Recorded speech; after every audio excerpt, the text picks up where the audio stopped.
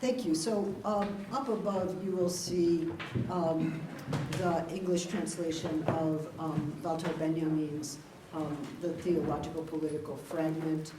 And although I'm giving a paper this evening, I prefer to think of myself as conducting a thought. And I had the idea that we might look together at this brief and important fragment.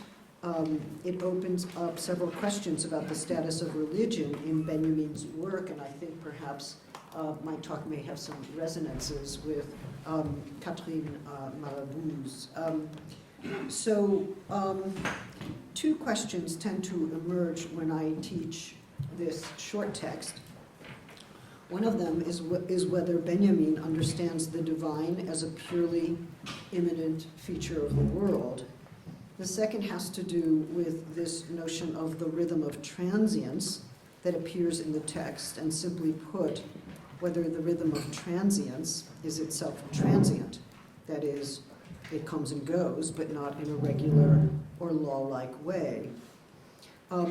So let's just maybe take a moment to read it, if you can, from your perspective. And I'll then continue. Would you like me to read it out loud, or? Yes. Oh,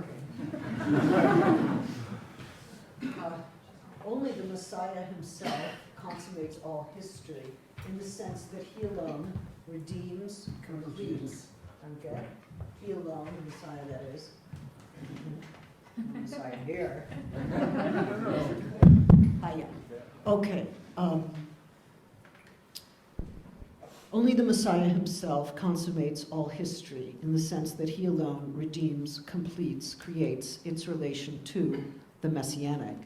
For this reason, nothing historical can relate itself on its own account to anything Messianic.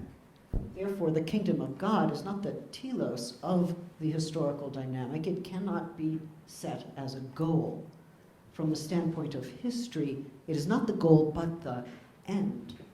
Therefore, the order of the profane cannot be built up on the idea of the divine kingdom, and therefore theocracy has no political but only a religious meaning. To have repudiated with utmost vehemence the political significance of theocracy is the cardinal merit of Bloch's Spirit of Utopia. By the way, Benjamin did write a review of the Spirit of Utopia, which has remained lost. I'm still waiting for it. The order of the profane should be erected on the idea of happiness. The relation of this order to the Messianic is one of the essential teachings of the philosophy of history. It is the precondition of a mystical conception of history, containing a problem that can be represented figuratively. If one arrow points to the goal toward which the profane dynamic acts, and another marks the direction of messianic intensity, then certainly the quest of free humanity for happiness runs counter to the messianic direction. But just as a force can, through acting, increase another that is acting in the opposite direction, very Spenzistic, so the order of the profane assists, through being profane, the coming of the messianic kingdom. The profane, therefore, although not itself a category of this kingdom, is a decisive category of its quietist approach. For in happiness, all that is earthly, seeks its downfall, and only in good fortune is its downfall destined to find it. Whereas, admittedly, the immediate messianic intensity of the heart, of the inner man in isolation, passes through misfortune as suffering. To the spiritual restitutio in integrum, which introduces immortality, corresponds a worldly restitution that leads to the eternity of downfall. And the rhythm of this eternally transient worldly existence, transient in its totality, in its spatial but also in its temporal totality, the rhythm of messianic nature is happiness. For nature is messianic by reason of its eternal and total passing away, to strive after such passing, even for those stages of man that are nature, is the task of world politics, whose method must be called nihilism. That's my presentation. We can go home. That was done. Thank you.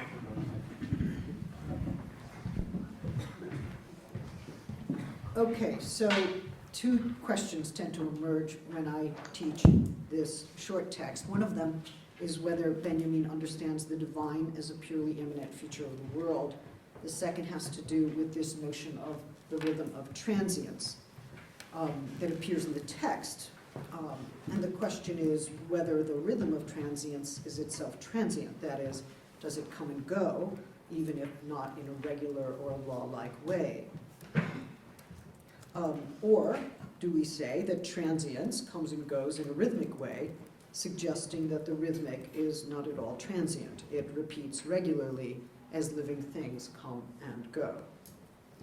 This last question is connected to the first, since if transience is the marker of what is this worldly, then it would seem that the rhythms of transience would be equally this worldly.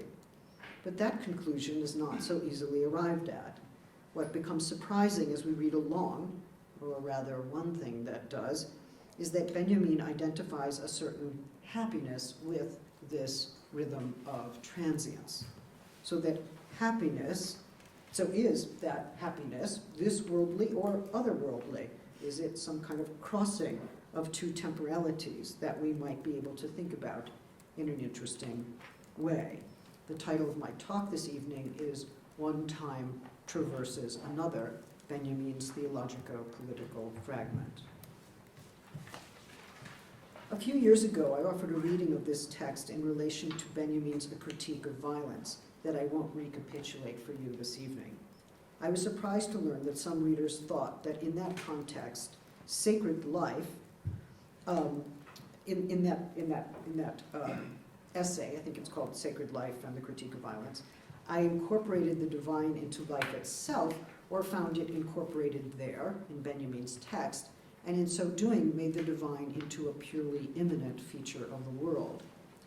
If I understood the rhythm of transience as this worldly, did I also then establish the incessant destructiveness, characteristic of what Benjamin calls downfall, as the encompassing framework within which divine violence might be understood? At stake is whether what makes a particular kind of violence divine is the same as what makes a particular understanding of downfall eternal. If you don't know A Critique of Violence, it's okay. I won't be working with that, but I'm just using it here for a brief introduction to the problem. If the divine is destructiveness, if it's figured as destructiveness, as it is in that Benjaminian essay, does it follow that violence and downfall, or even violent downfall of this or that regime or some other existing state of affairs, is a certain action of the divine in action? Although it may not seem immediately related, I want to suggest that this last set of questions is related to a broader theological one, namely whether the messianic can appear or reveal itself in history.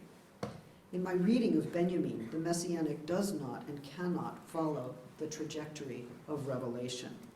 Rather, it is figured time and again in Benjamin's work as the traversal of one temporal modality in and through another. In the Theologico-Political Fragment, the messianic figures the failure of the historical to signify the divine, which is one reason why the Messiah cannot be an historical instantiation of the divine. The messianic, understood not as a human figure, becomes the recurrent and rhythmic downfall or falling away that characterizes the transience of all living things. A strange way to think about the messianic, perhaps. The eternal thus traverses the transient without exactly becoming transient and losing its status as the eternal. In the Theses on the Philosophy of History, Benjamin's text, it is the history of the oppressed that flashes up within present time, disrupting its continuity and contesting its progressive claim. In each case, we have to understand how one time traverses another, without precisely that first time becoming absorbed and contained by the time traversed. And though the focus changes in the 21-year interval between these two pieces, from eternity to the history of the oppressed, this being the earlier one, both modalities are referred to as messianic, meaning a traversal or a breaking through of one time into another. The idea of eternal downfall in Benjamin does not serve a view of the divine as immanent. Indeed, the very distinction between immanence and transcendence is confounded by the Theologico-Political Fragment, so it makes little sense to seek recourse to the distinction to apprehend what is happening there.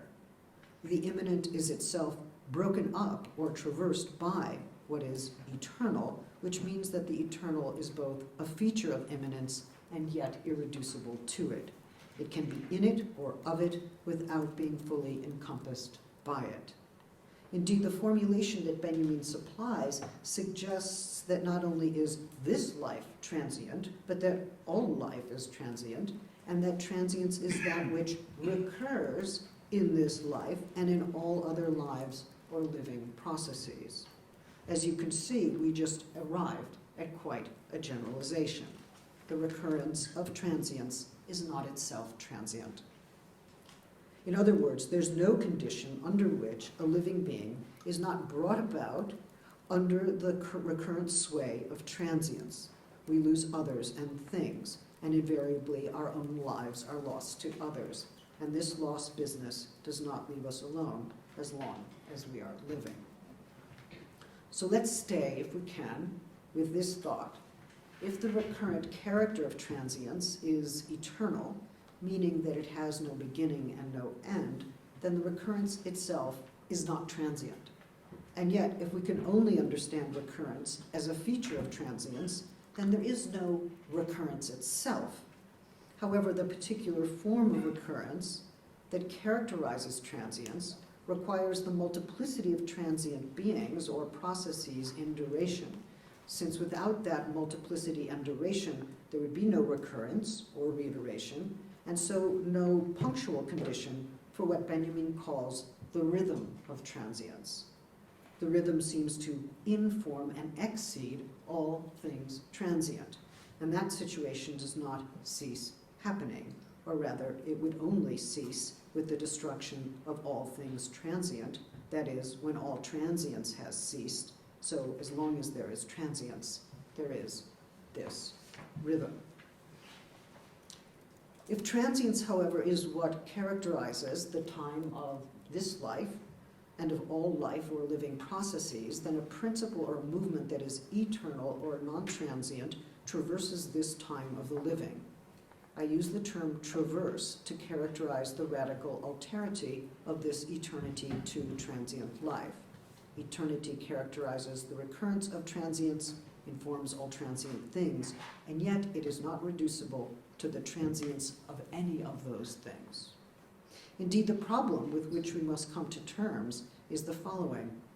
How can the eternal characterize the recurrent character of transience while not being the same as the transience it characterizes?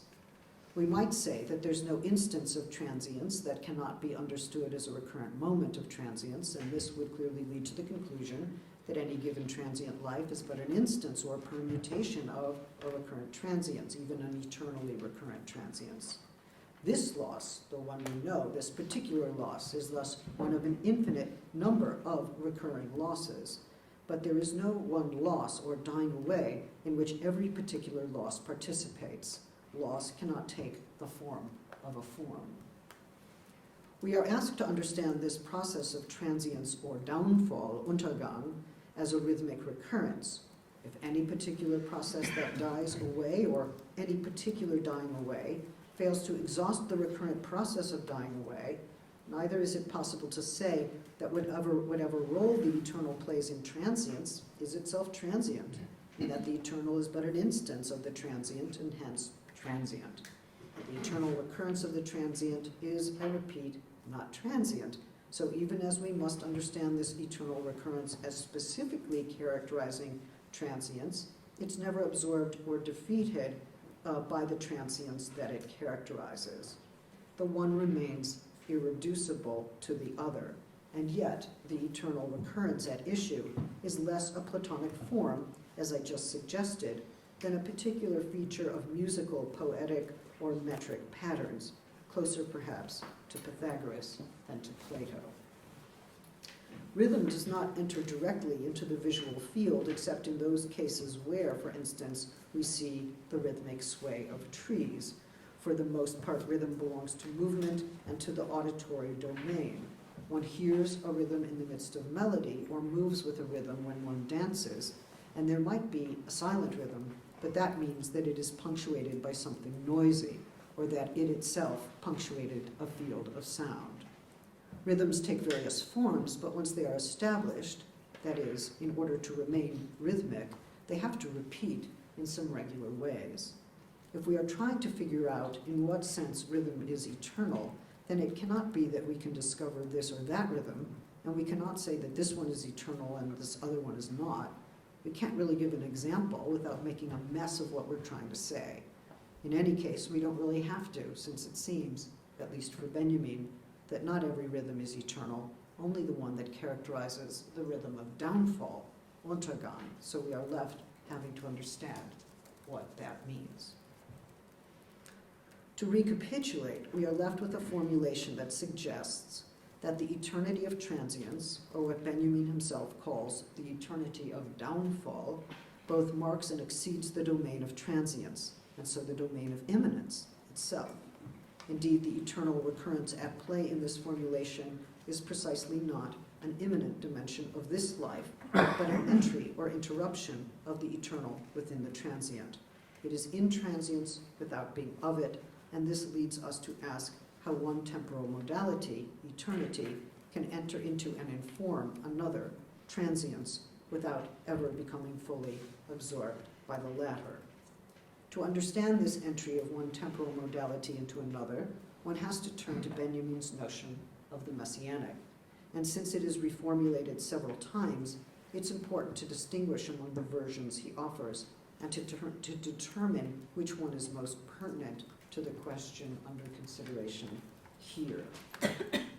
Indeed, as I hope to show, the hyphen that links the theologico with the political in the title of this fragment names a way that the messianic operates as the fleshing up of one time within another, or, in this passage, a timelessness within the domain of time. So we have to understand how an atemporal mode breaks into another, or how a temporal mode, or how a temporal mode breaks out from within, or how an atemporal mode breaks out from within a temporal one. Such traversals are possible only on the condition that finite and present temporality does not contain the other temporality, one I'm actually calling atemporal, that runs through it, flashes up within it, or breaks into or out of it. In the Theologico-Political Fragment, to say that any given object or life is transient, and that it is informed by an eternal recurrence of transience, is not to say that the eternal recurrence is transience, will stop at some time, or be finished once and for all. For transience to be informed by the eternal means that it is interrupted or broken up by a temporal order that exceeds its frame, indeed a temporal order that is not itself transient, and that strictly speaking is not a temporal modality, but an atemporal one. Benjamin seems to be stating precisely this at the outset of the fragment. Erst der Messias selbst vollendet alles historische Geschehen, und zwar in dem Sinne, dass dessen Beziehung auf das Messianische selbst erst erlöst, vollendet schafft. Darum kann nichts Historisches von sich aus sich auf Messianisches beziehen wollen. If the Messiah, provisionally anthropomorphized in this formulation, redeems, completes, and creates the reference to the Messianic, not anthropomorphized, and what follows from this is that nothing historical can, from within itself, or only with its own resources, refer to the Messianic, then even the anthropomorphic version of the Messiah is not historical. That's another way of saying the Messiah has not arrived. And yet the figure of the Messiah is credited with bringing about this scene of redeeming, completing, and creating, suggesting that this happens in time. At the same time, as it were, this very scene is one in which the historical fails to refer to the messianic. An historical account of how the Messiah comes into being or what the Messiah does cannot approach the messianic dimension of the Messiah. This formulation afflicts our very capacity to refer to the Messiah as an historically embodied human figure. Indeed, the Messiah, or rather the Messianic, is the name for the break in referentiality that occurs when something historical seeks to relate itself to the Messianic and fails, like when we were momentarily looking for an example of eternal rhythm. The historical action of a person, as well as the historical understanding of messianic power, cannot properly refer to the ahistorical dimension of the messianic. It can only do this through an allegory whose very temporal presuppositions, usually narrative sequence, belie the way the messianic works. Of course, this does not mean that there's no correspondence between the historical and the messianic, only that it is one for which no allegorical decoding will work. Hence, when Benjamin writes the spiritual restitutio integrum, which introduces immortality, Unsterblichkeit, corresponds and spricht to a worldly restitution that leads to the eternity of downfall, this is hardly a one-to-one correspondence that we might expect from traditional allegory. The relation is neither one of mirroring nor of analogy. The problem is immediately apparent, since in what sense can downfall function as a restitution? Restitution implies that what has been lost is restored to its rightful place, or that an equivalent compensation makes good the loss. But in what sense can downfall satisfy either of those two possible meanings of restitution? And if it can be neither reparation nor compensation, how do we interpret its meaning or effect? The above translation cuts short this rather complex passage, which continues this way, and the rhythm of this eternally transient worldly existence, dieses ewig Vergehenden, transient in its totality, actually the temporal totality of a passing worldly, sorry, that's as good as I can do, in its spatial but also in its temporal totality, the rhythm of messianic nature is happiness, and then the penultimate line, for nature is messianic by reason of its eternal and total passing away, Vergängnis. So the spiritual restitution that introduces immortality, Unsterblichkeit, corresponds to a worldly situation in which eternity emerges as a feature of downfall. But this suggests that a passage from the worldly to the eternal has to take place. The idea of immortality presupposes that a mortal human seeks to overcome his or her finite condition. But the eternal, die Ewigkeit, vacates that anthropocentric presumption. So Unsterblichkeit is really not dyingness, but Ewigkeit is eternalness. And eternalness doesn't necessarily presuppose the anthropos in the same way that Unsterblichkeit does. As the immortal becomes the eternal, unsterblich, ewig, within the realm of transience, some kind of crossing takes place from one domain to another, suggesting that a human-centered temporal perspective that presumes and struggles against transience is supplanted by the rhythmic nature of an eternal recurrence of passing away. One temporal perspective interrupts, converts, and follows from another. The sentence in which Benjamin relays this news works by substituting Ewigkeit for Unsterblichkeit, shifting the perspective from that of human finitude to one that is decidedly not human-centered. Something recurs, repeats in the sentence. The human-centered temporal perspective shifts into an eternal perspective on recurrent transience, one that requires the abandonment of the anthropocentric perspective itself. And it takes place by substituting one word for another, affecting a translation that refuses the equivalence between the two terms. That such an abandonment may have something to do with happiness in the Benjaminian sense is, of course, most interesting. But first, let us, if we can, be clear about what is meant by eternal, presuming that the eternal is something any of us can be clear about. This is actually a short paper, by the way, in case you're having trouble. It's going to be over soon. As we saw earlier, look, you told me to quit talking about politics.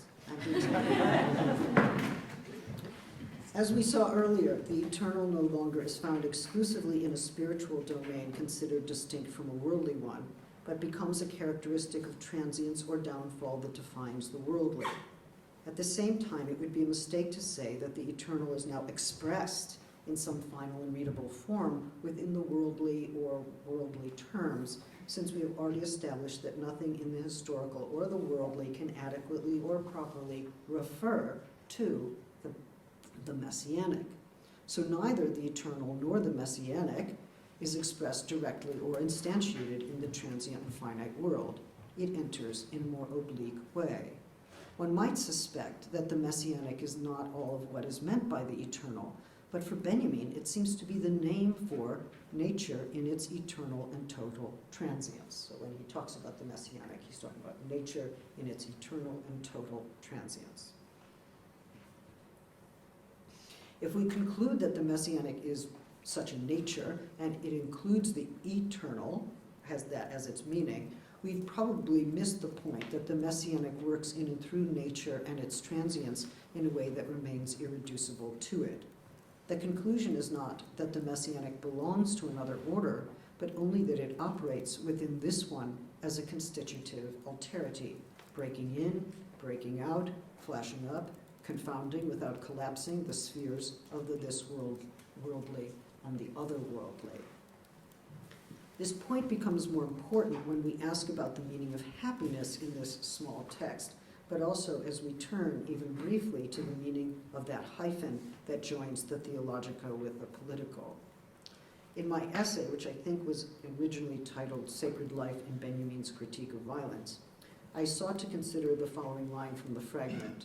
In happiness, all that is earthly seeks its downfall. Im Glück erstrebt alles Irdische seinen Untergang. I suggested there that downfall does not just mean my downfall or yours, and that downfall is less an event than a recurrence, and so part of transient life, if not precisely what is sacred or eternal in that life. Further, I suggested that this notion of recurrent downfall can help to shed light on what Benjamin refers to as the soul of the living.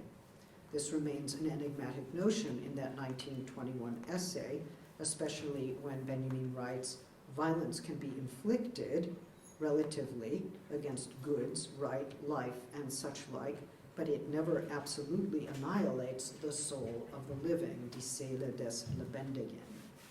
How is life distinguished from the soul of the living? And why is it that violence cannot be inflicted against the soul? Is there no soul murder in Benjamin, no Schreber? One is tempted to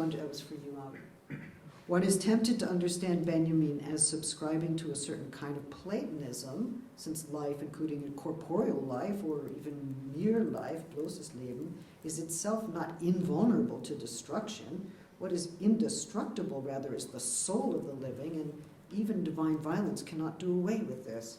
How do we understand the soul of the living? Is this to be explained by the idea of messianic intensity referenced in this fragment? Messianic intensity characterizes the inner man and is conditioned, if not intensified, by suffering, understood as misfortune or fate.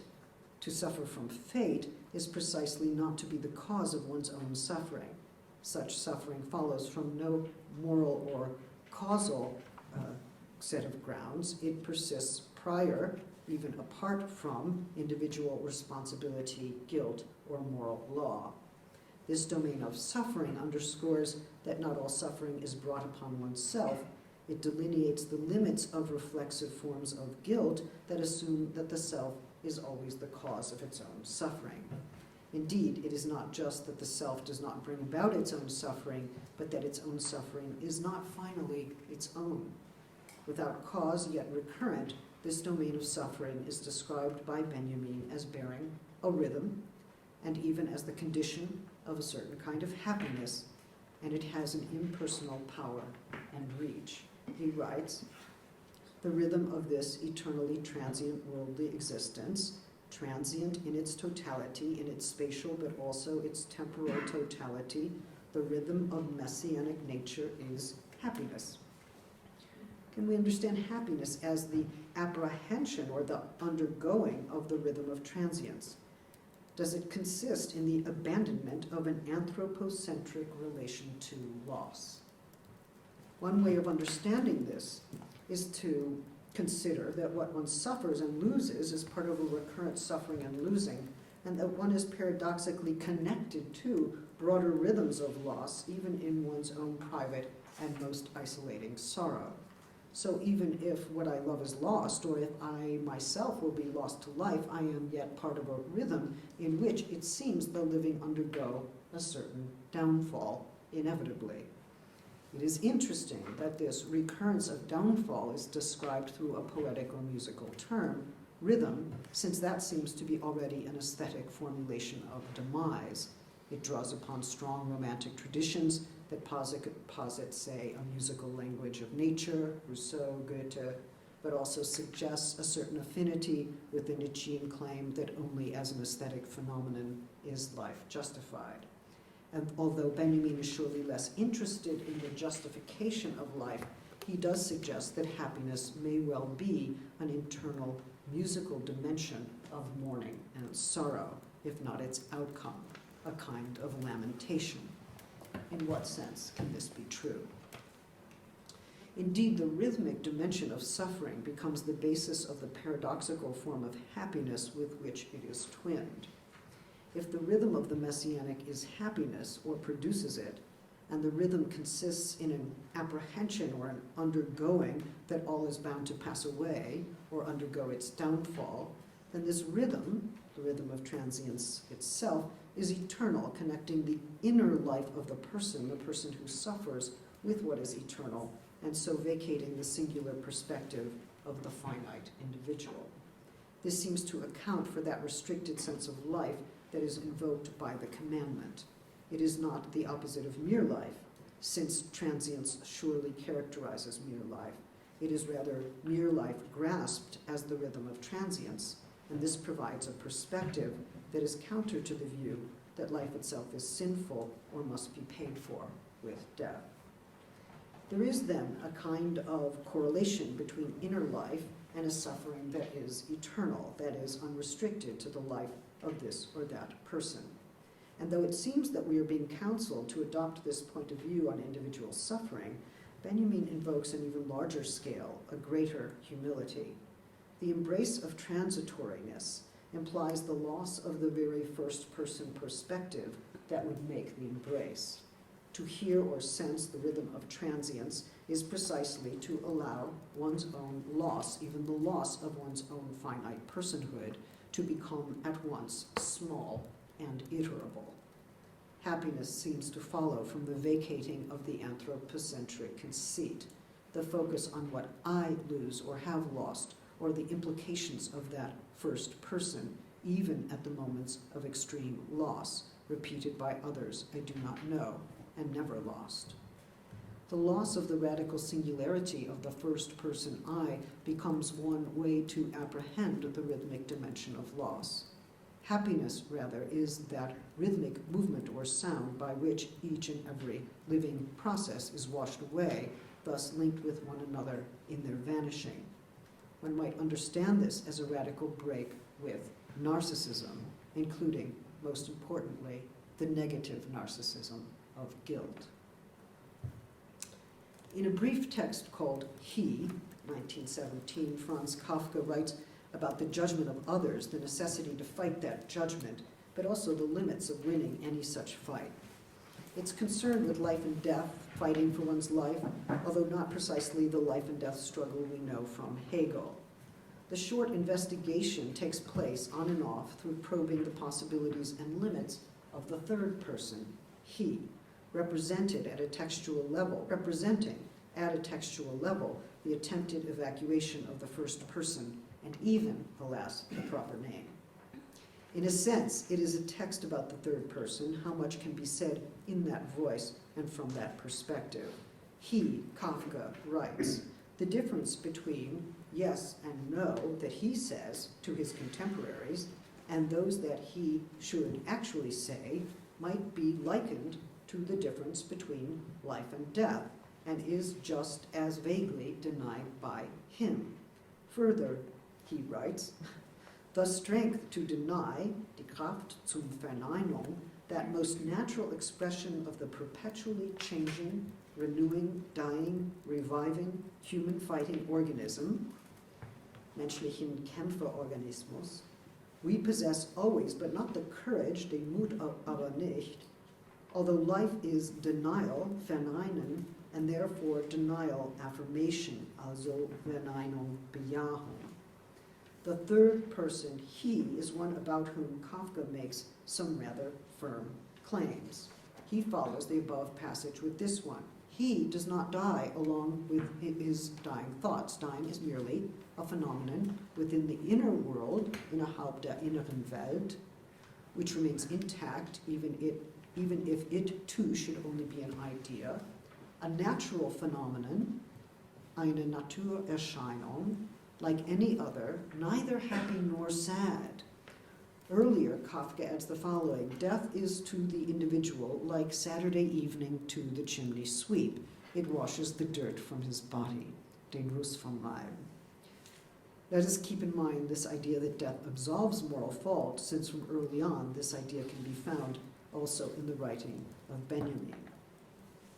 Paradoxically, in Kafka, we find the idea that death is at once a natural phenomenon and that it takes place within the inner world, so twice within, suggesting that the phenomenal is to be found in this region that might be called by Benjamin the soul of the living.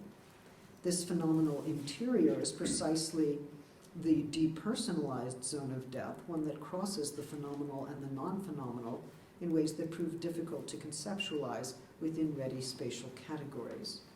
For Kafka, it is a question of dying here and not death. Moreover, dying is linked with saying no to the judgments of one's contemporaries, the power of negation, Verneinung. At the same time, the third person, he, we are clearly told, does not die along with his dying thoughts. He escapes the fate of the I, perhaps, but also marks a certain way of living on through a pronomial shift on the page, entering the problem of writing, even fiction, into the heart of this problem of death. That dying belongs to him, but also to every possible third person, establishing us all as the he or she about whom others might one day comment or already have. The point of view of the contested obituary is already there on the page as part of its narrative presumption and effect. For Benjamin, a certain happiness and sorrow go along with the rhythms of suffering, set apart from the moral universe of blame and fault. But for Kafka, it seems, it's neither happy nor sad, weder fröhlich noch traurig. Indeed, about this third person, or rather this possibility of becoming a third person for others, Kafka writes, the current against which he swims is so rapid that in certain absent moods he is sometimes cast into despair by the blank piece amid which he splashes. So infinitely far has he been driven back in a moment of surrender, end quote. So for Kafka, it seems to portend a despair within a blank piece, blank page perhaps, without writing, without even the pivot of the third person for the story. Whereas for Kafka, living or rather dying is figured as a rapid current, for Benjamin, these modalities are more often than not bound up with storms.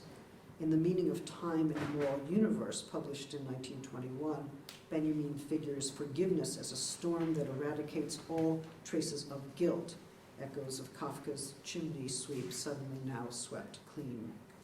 The bonds of guilt are dissolved as they are on the eve of Yom Kippur in the Kol Nidre service, when promises are relinquished and the broken ones forgiven and forgotten, in order then to be renewed and for a general renewal of the individual to take place. The relinquishing of these bonds is a form of forgiveness in Benjamin, and though it should lead to the reconstitution of those bonds and renewed promises, at least in the Jewish ritual, it becomes an important moment for Benjamin, one that focuses on the divine power to expiate guilt. In that same essay, Benjamin refers, and I quote, to the immeasurable significance of the Last Judgment, of that constantly postponed day which flees so determinedly into the future after the commission of every misdeed, end quote. The Last Judgment does not quite arrive.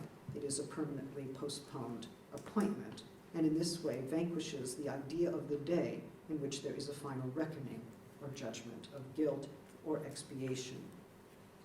In this sense, citing Kafka's The Coming of the Messiah, a parable extracted rather awkwardly from his blue octavo notebooks, the Messiah arrives not on the last day, Judgment Day, but on the very last, allerletzten Day. That last day is not a day in any calendrical sense, but a day beyond days, a time beyond sequential time. In that same essay on morality and time, Benjamin elaborates on this final judgment as one that is indefinitely postponed. He writes, "This significance is revealed not in the world of law, where retribution rules, but only in the moral universe, where forgiveness comes out to meet it. In order to struggle against retribution, forgiveness finds its powerful ally in time.